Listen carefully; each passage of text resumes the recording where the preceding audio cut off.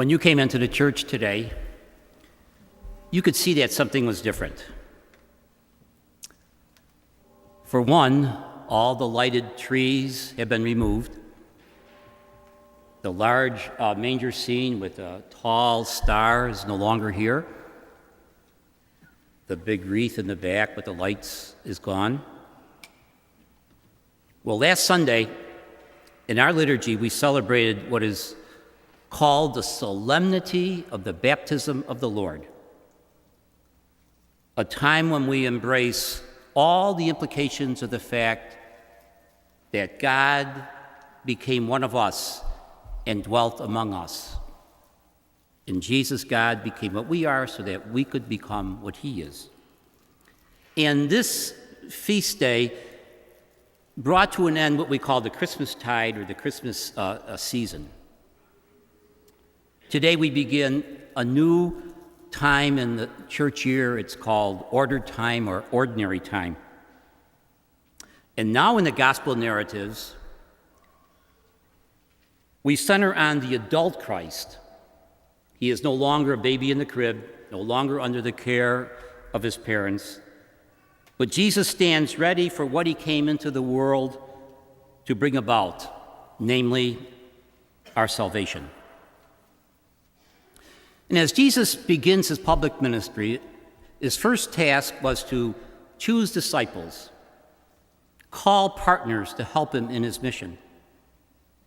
Jesus had to build and organize like an inner circle to be with him, to make his mission work. And in today's gospel it says, the disciples asked Jesus, "Where are you staying?" In other words, where is your school? Where can we learn from you? And Jesus says, "Come and you will see." And the gospel says that they followed him and they stayed with him in order to be near to him and live in closer union with him. And in today's gospel, taken from St. John the Evangelist, as Jesus begins his public ministry, it is very interesting that the first disciple that Jesus chooses to follow him is St. Andrew. Not John, not Peter. It's not without significance that the first disciple called is Andrew. 12 times he's mentioned in the New Testament. 6 times his name is always qualified by the phrase, Simon Peter's brother. It is as if his own name standing alone did not have enough weight. Maybe he didn't have that magnetic personality or the qualities of leadership that his brother Peter had. He certainly was not as well known as Peter. And if he ever wrote a line in the New Testament or ever preached a single sermon, we are not told about it. He was just a fisherman, a very plain, ordinary man. But again, Jesus seemed to have a special affinity to ordinary people and to ordinary things.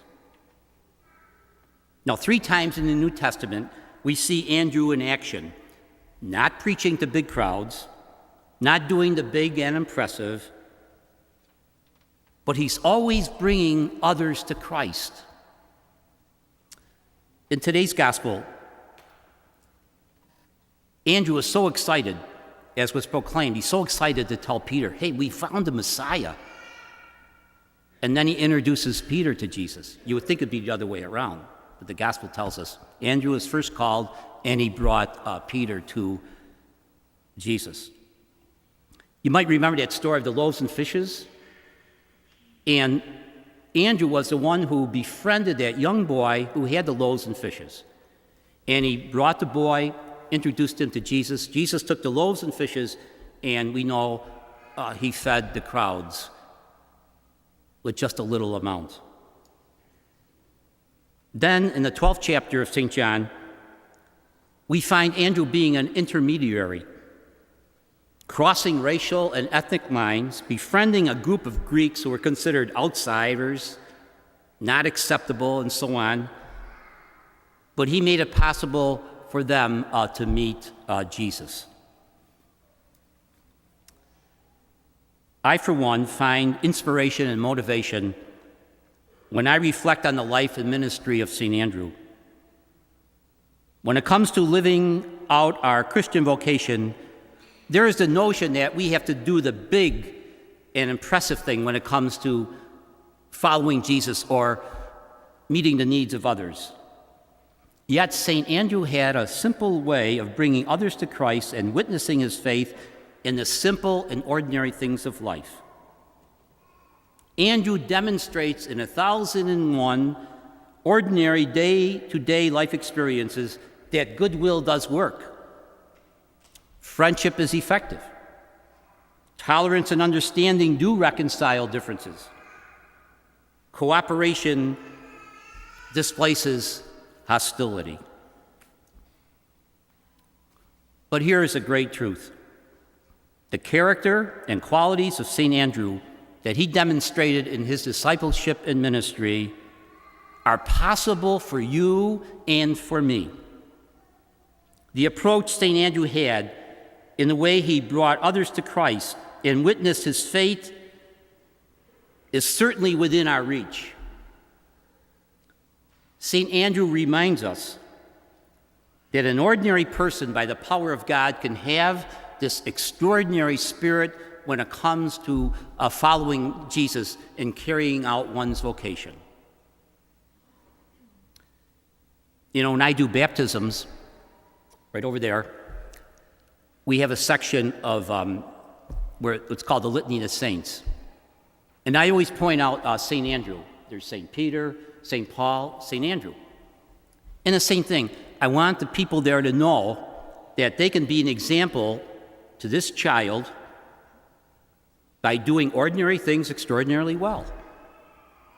If they're faithful to their calling, they will be an example to this child. And right now, I tell them that's the most important thing that they can do. And you have a wonderful example right there.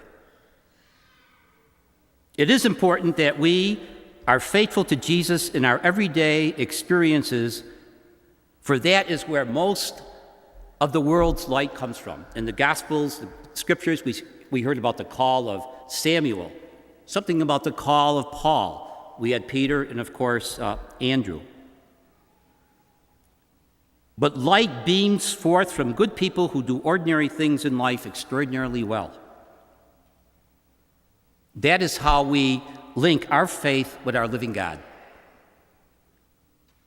This is how our small lives are joined in partnership with the creative purposes of God. And like St. Andrew, the most important things in life, the truly great things in life, can be ours. Today, in imitation of Andrew, Jesus says, come follow me, come follow me. Let's give him what we have. Give him what we have. We might not think it's very much. Give him our best. Give him our faithfulness.